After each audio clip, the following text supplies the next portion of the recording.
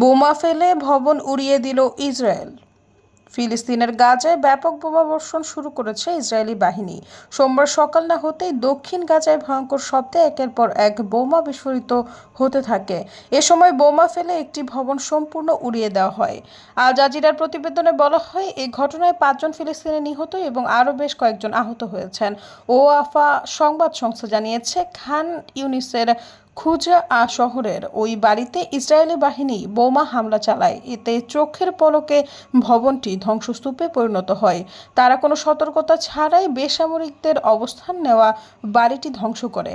চিকিৎসা সূত্র সংবাদ সংস্থাটি জানিয়েছে, হতাহতদের ইউরোপীয় হাসপাতালে নেওয়া হয়েছে। সেখানে অপ্রতুল সরঞ্জামের কারণে অনেকেই বিনা চিকিৎসায় মেঝেতে কাতরাচ্ছেন।